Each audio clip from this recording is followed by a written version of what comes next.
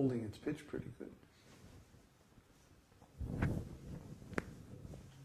Okay, so we have more questions. More questions. From Matthias. Should chanting be the first priority and surviving physically secondary, or the other way around? Well, Prabhupada always said, if you're hungry, you can't concentrate on Krishna. You know, if you're starving, how are you going to concentrate on spiritual life? Huh? You're going to have to fill your belly, and then you can think about chanting. That's practical. Question from Melissa. If and when all communication, like the internet, go down and fail because of the upheaval in the world, how will we as devotees stay connected? From the very beginning of this mission, I have advised devotees to create local groups in their different locations. And nobody has done this. I don't know, 3 years at least, right? Navayovana? At least for 3 years since Navayovana joined our group, which is about the earliest. That was back in the days of... 2 years.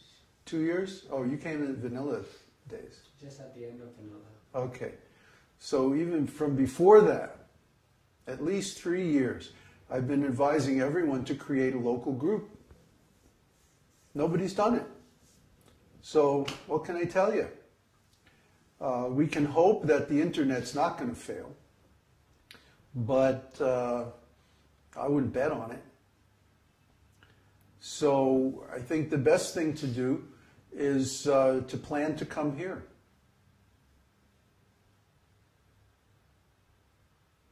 Question from David. Are celibate householders allowed to kiss, hold hands, and have their arm around each other? Well, affection is natural in family life.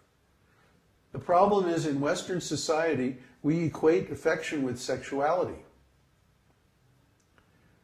There's so many wrong ideas that we have, you know. For example, in India, it's common to see young men walking down the street holding hands. It doesn't mean they're gay. It means they're friends, right? It's just a normal thing. But culturally, in the West, if you see people holding hands, you assume they have a sexual interest in one another. So, you know, just like children, we naturally want to be affectionate to our children, but it doesn't mean that we desire them sexually. But in terms of men and women, these things have become so entangled.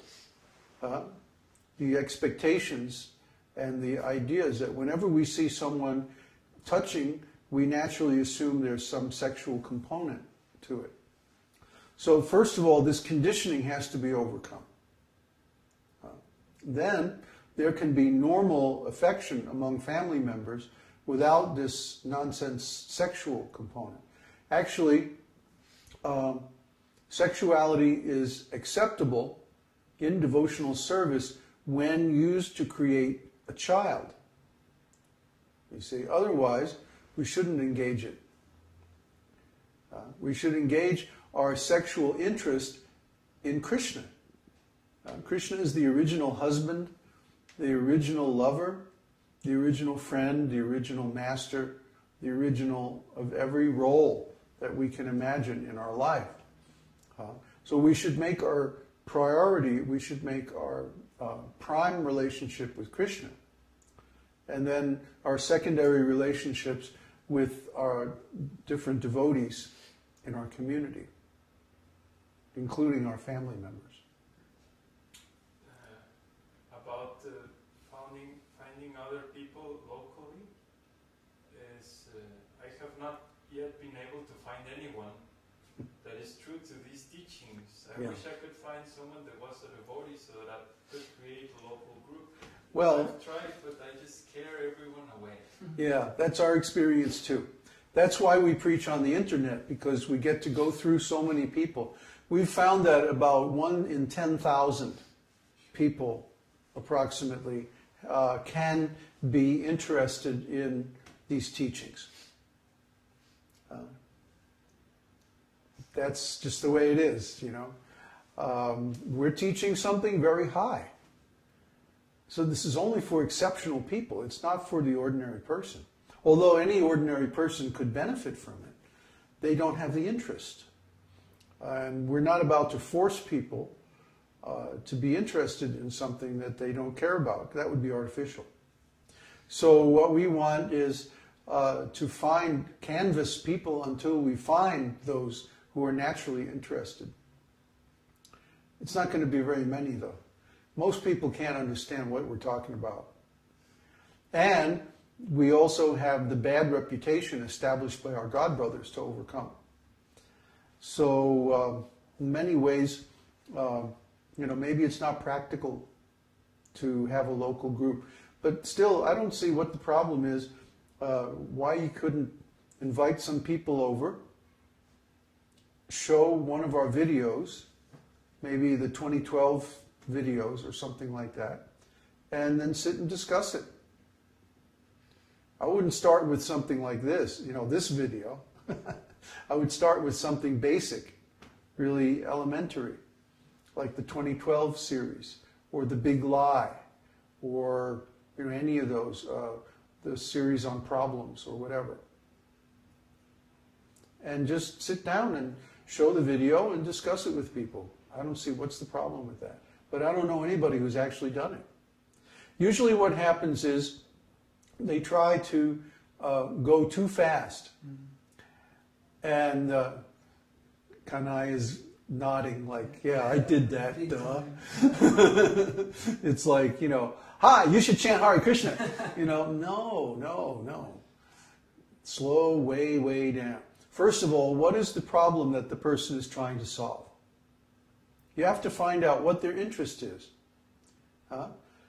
What is their interest or what is their problem? These are the two ways that you can begin a conversation with somebody. What are you interested in? Well, I like flying.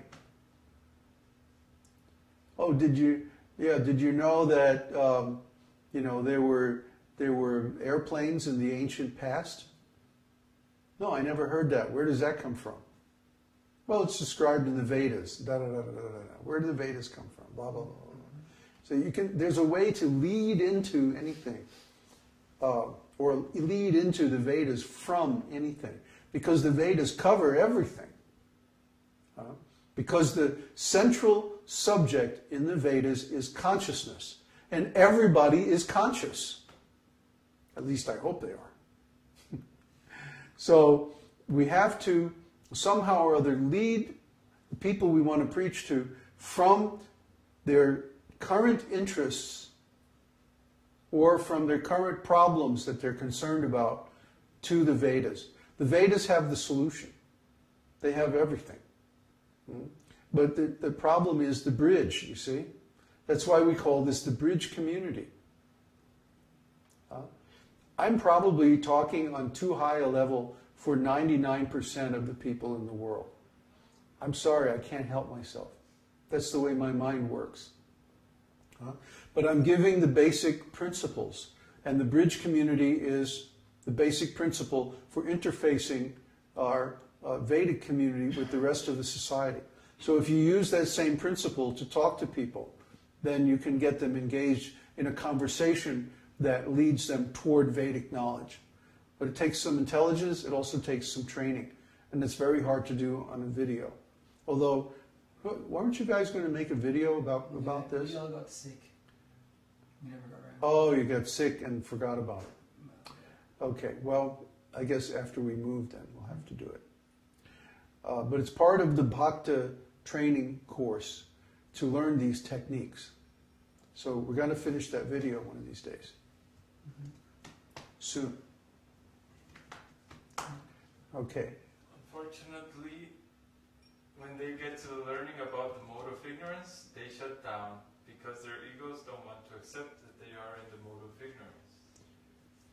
Well, you shouldn't teach people about the mode of ignorance until you have engaged them in the mode of goodness. See? It's usually a timing problem. You're giving too much information too fast. Somebody who's eating meat and taking intoxication can't understand this philosophy. The very first thing is to get them to become vegetarians. I've never met anybody who is eating meat who could understand what we're talking about. So really the very first thing, before you start talking about the modes, before you start talking about philosophy or Krishna or anything, is to get them to be vegetarian. And the best way to do that is fill them up to here with delicious prasadam. Oh, take another samosa. No, just take another, just one more samosa.